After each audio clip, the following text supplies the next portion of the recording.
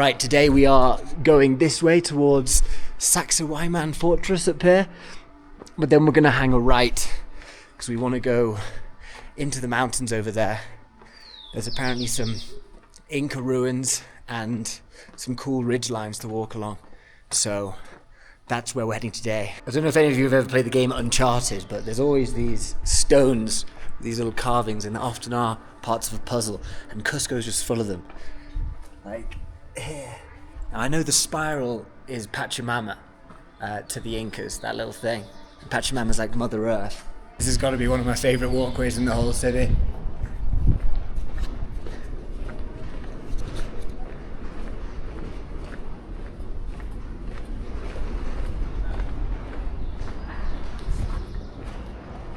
So pretty.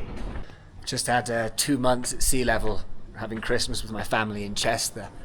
So all of the altitude adjustments my body had made to being in the Andes for so long have now completely gone. And I'm back to panting, going up a little flight of stairs at 3,500 meters. I'm with you, buddy. That is a smart dog. Not a bad view from his bedroom either. Clever little hound. They're not huge believers in zigzags. This is the staircase I just came up, and this is apparently the staircase that's before me. If you live in one of these houses, you can't really just go into the city and get smashed with your mates. You need to think long and hard about your decisions, because you will face the consequences. I wonder how many people, after a few too many pisco sours, have just decided to do what the dogs are doing and bed down for the night. Why has someone chopped the top of this cactus? Because that's San Pedro. And that stuff will send you to space for a while. I think we actually have some San Pedro.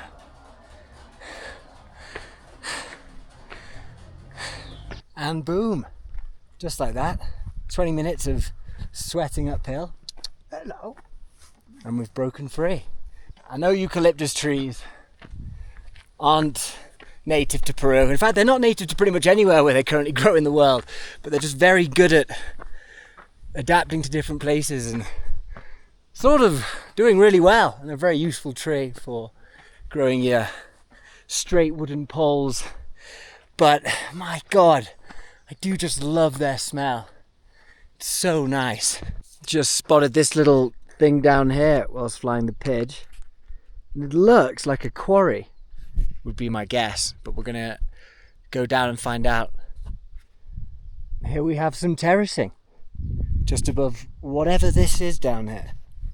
Apparently it does have some Apo relation. Like mountain, god, possibly. This looks like some good old-fashioned Inca drainage systems. I guess this would have allowed the terraces to drain. Kept this place from flooding. So cool that if this place was anywhere else that wasn't right next to Cusco, it would be absolutely rammed with tourists. Imagine if this was in, well, anywhere. Spain, England.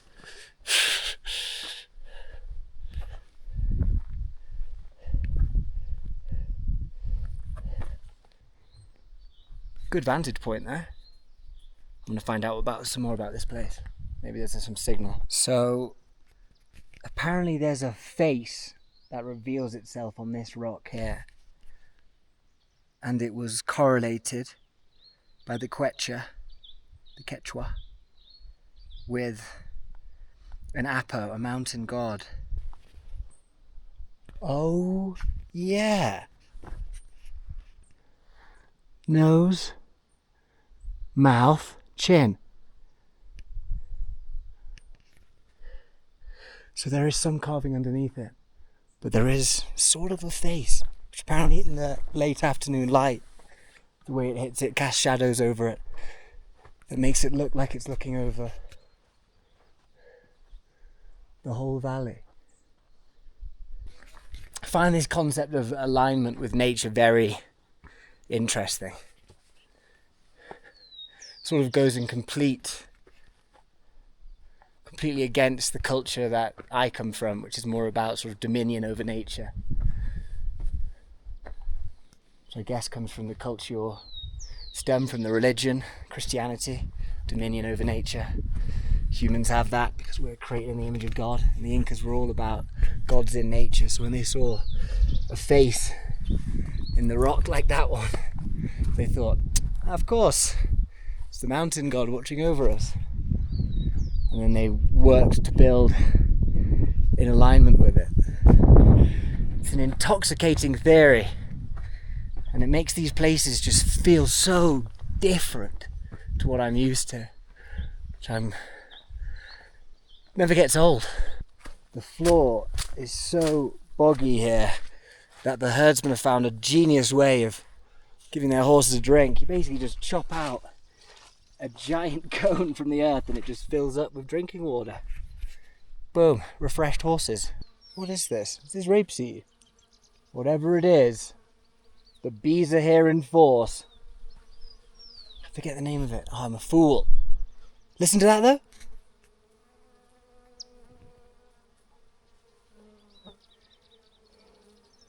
Not a good time to not have my big lens. There's like a golden bellied brown winged woodpecker that I just filmed fly off, which you almost definitely didn't see. Gold bellied woodpecker returns.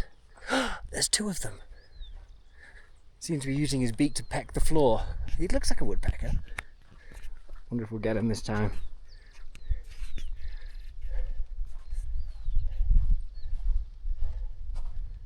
There they are. You see him? Hopping around on the floor.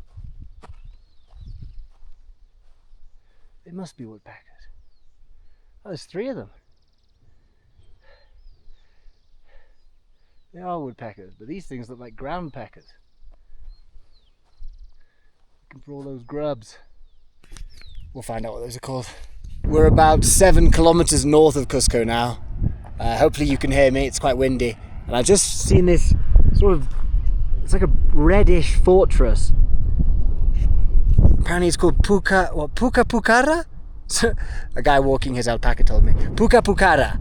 And it means red fortress, which fits the bill. But there are quite a lot of people down there, so I'm not going to go and have a look at the red fortress too closely. Oh, Machai. Todo es Tambo Maché. Todo. Todo. Comunidad Tambo Machai. Comunidad. Sí. Perfecto. So cerro aquí. Sí. Muchas gracias, señor. Okay. Ciao. Yeah, ciao. Well, that gentleman was right.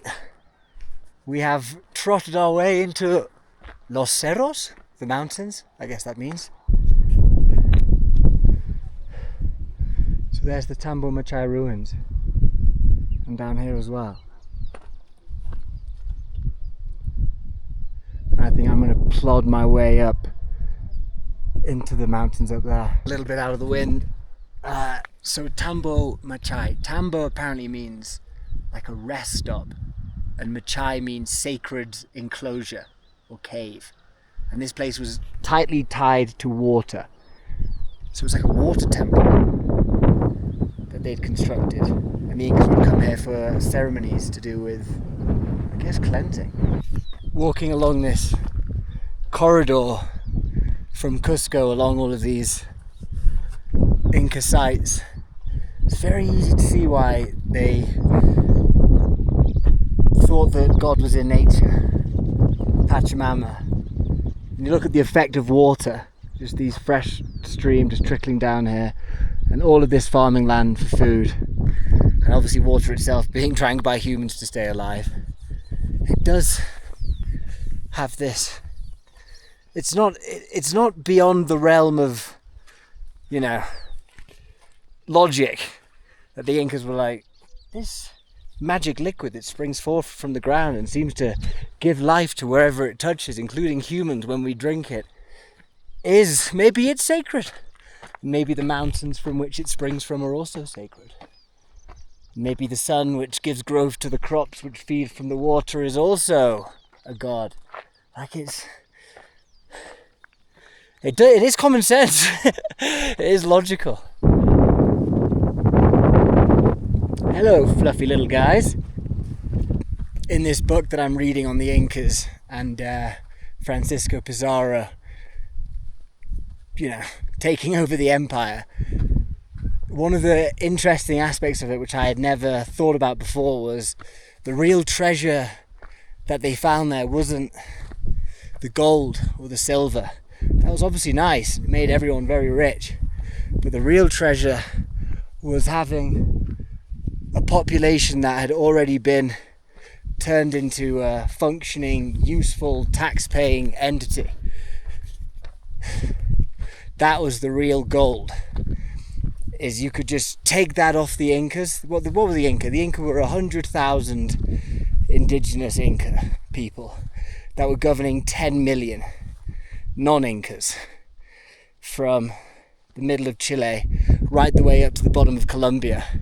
And the real treasure of that is just taking command of what is already a fully functioning empire and a working arable people that can pay you in perpetuity.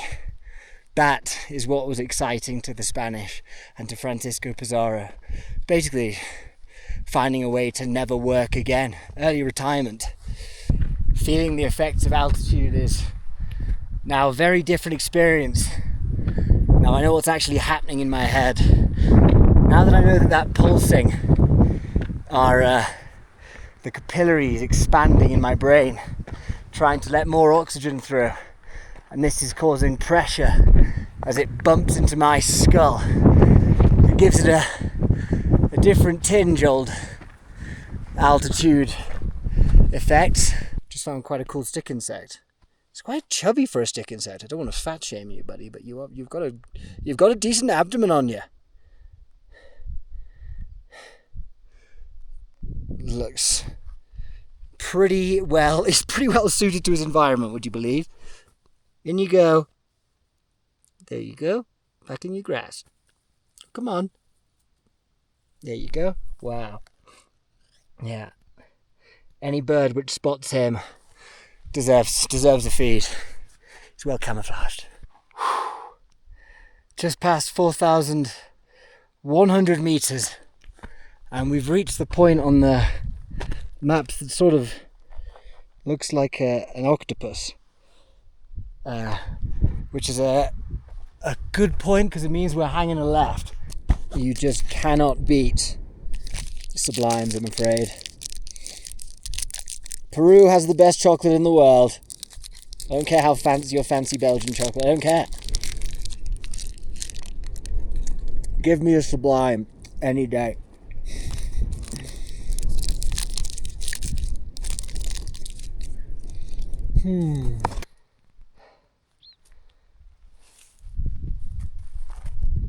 The sun. Which means it's time for you, little pidge. Where was he hiding? Ah, behind this big fella. Okay, time to send him up.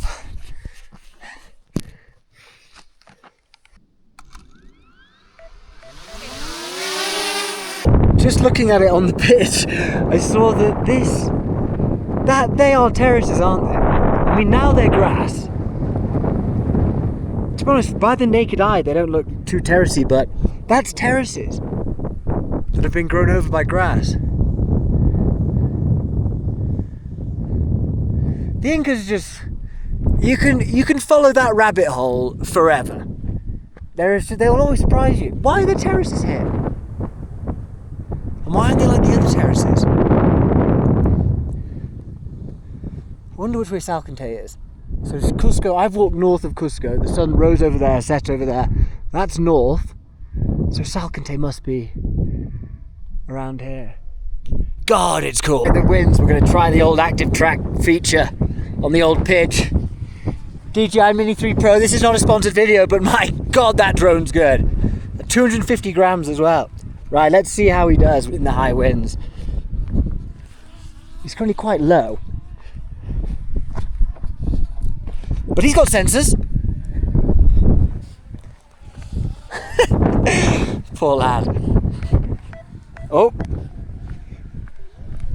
Come on, Pidge, you can do it. suppose the fact that it's beeping at me means at least he can detect the grass. Well done, the page. This is your first time meeting the page. He does this regularly. He just goes above and beyond despite having... I don't give him any care, love or attention. I just treat him terribly, but he's just a soldier. These are water rations for our return trip, but it's all downhill, so it's probably fine. See how long it takes to get back to Cusco. I set off at about 9 o'clock, and now it's... what time is it? 1. So we've been plodding for 4 hours.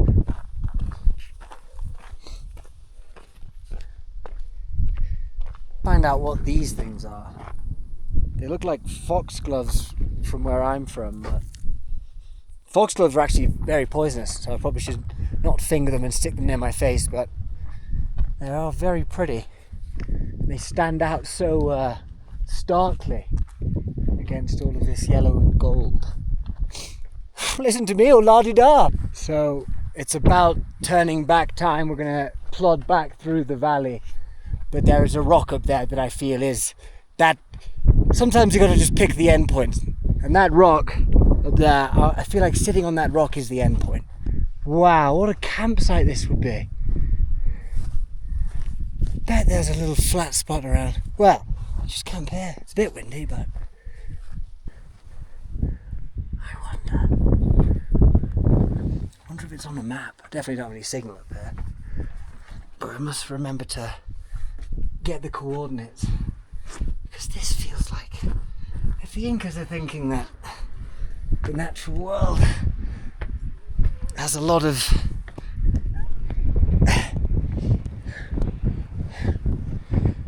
what's the word? God, the altitude melted my brain. A lot to do with God? Yeah, it'll do. Okay. Looks like this crack is my best bet. Got a lot of points for leverage. This is granite. This should be pretty easy.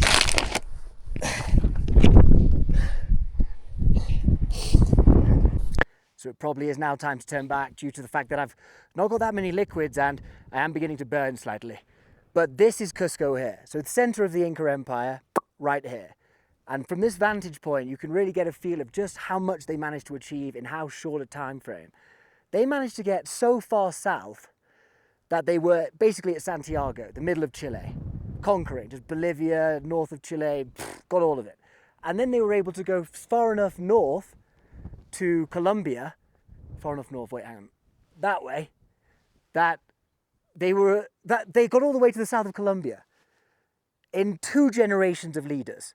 So it started here, and it started in a landmass of less than 100 kilometers in diameter. Small. It was not a big area that they were in charge of, but they were constantly under some threat from those around them. And that's when the decision got made, right, we're not going to just live here in fear. We're going to expand out, and we're going to conquer these people that are around us, and we're going to rule over them and make sure that we solidify ourselves as not going anywhere. We will not be conquered and ruled over. So that's why they conquered so far south and so far north. They were 100,000 people in population, the Incas, total native population, but they ruled over 10 million people in the Americas. They were what, the biggest civilization on the planet? They dwarfed Spain, who came and took them. And that's the irony. The irony is they grew this vast empire, and that's what made them such a big target to the conquistadors, because they were just like, what a ripe little fruit that was just sitting there, ready to be picked, who didn't know about gunpowder or iron. Goodbye, granite boulder.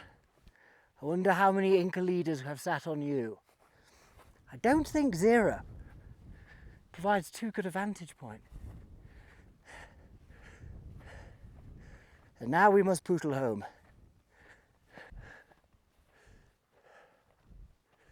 Now there is a slight temptation to just fill up a water bottle from that river down there, but I will never forget the Colca Canyon in Peru. That looked okay. And then we got viciously sick from it. I got giardia and so did Jasper. And we spoke to a local afterwards, and he went, "Yeah, we throw all our poo in there." And he was like, "Ah, fair enough." So that has scarred me enough to not risk filling the water bottle up and wait for my cool, crisp cerveza waiting down there. Vulture or condor? I wonder.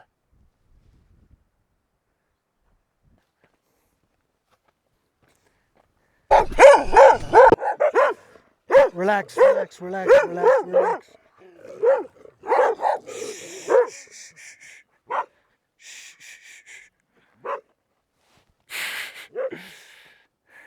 You gotta watch out for cat dogs.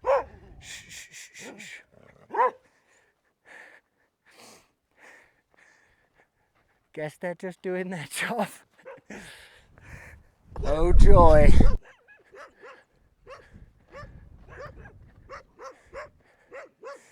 We got some more dogs. It's okay. At the risk of sounding a little too British, this really is just such a pleasant walk. When I was at the end of the Tuk South trip, when I was fully just charged with life and energy, and people on the comments, just all of a sudden these comments started popping up, which was, "Oh my God, your eyes." And it was true, my eyes did look insane, and people's eyes change based on the sun and all that stuff. But I'm also inclined to think it has something to do with energy. We could be going a bit off piste here. But I mean like spark, you know, joie de vivre. When you get charged up, but when you find something which gives you your spark, never stop doing that thing. It's so important for everything. And once you discover it, so many people just like, once they discover something which really gives them like the real smile and the real sparkle in their eyes and the real joie de vivre, the love of life. So many people like just see it as, what a week that was, or what best month of my life. It's like, no. That's data for you.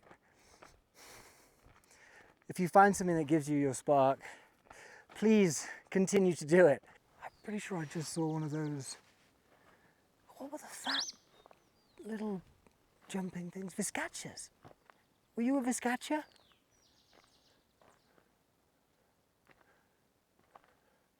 Whatever it was, it's now too nervous to come out. That was an interesting thing I learned actually about the Inca Emperor Atahualpa. When he first met the Westerners, the Spanish people. We're calling them Westerners when you think how much further west the Incas were. He was wearing a viscacha like cardigan, nice soft viscacha cardigan. So, although we didn't see the viscacha, it's a fluffy little beast that lives in there, apparently very soft, soft enough to be on an emperor. I've got a little saying that I would like to coin now, and forever, oh no, everything's been filmed 2 times. Well, I hope you've enjoyed having a really close-up look at my face. But I'd like to coin a phrase, which is, going up the hill is for the body, and coming down is for the mind. Going up the hill is, well, high altitude, lots of sweating, and it wasn't really much time for thought, I guess. But then coming down, my brain has just tootled off into its own little world. I've been sort of walking in autopilot down these paths, and the thoughts that have been coming to me at the end of the walk have been a lot more clear and possibly consequential than the thoughts on the way up, where it was just breathe, breathe. And even though I'm a little pink, this has been awesome. Saxo man. Every time I say it, I feel like I'm sounding like a Geordie. But there's the fortress. You can see the very standout stones just through this little crack here. I mean, you can't because you're on 2 times zoom on an action camera, but I can see them fine. And that's the loop we've just done. Gracias, amigo. Let's get a good one. Damn, that is some view of Saxo Wyman.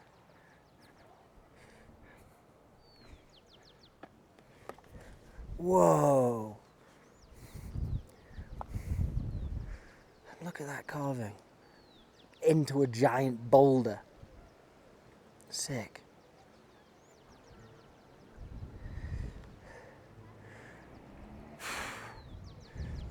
This is where the Incas had their best chance of reclaiming their kingdom.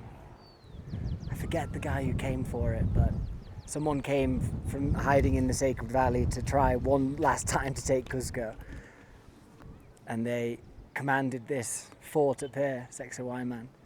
And the Spanish were down in Cusco, and they knew that they couldn't hold Cusco unless they came and flushed the Incas out.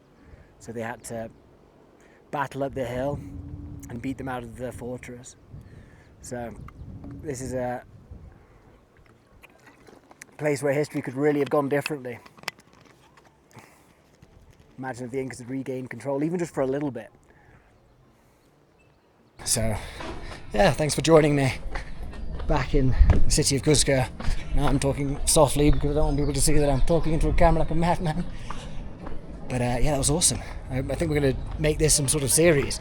Because walking's good for you, digesting thoughts is good for you, and it means that hopefully this is quite an easy one to produce, because it's not like I brought the A7S out or need to colour grade it too much or anything.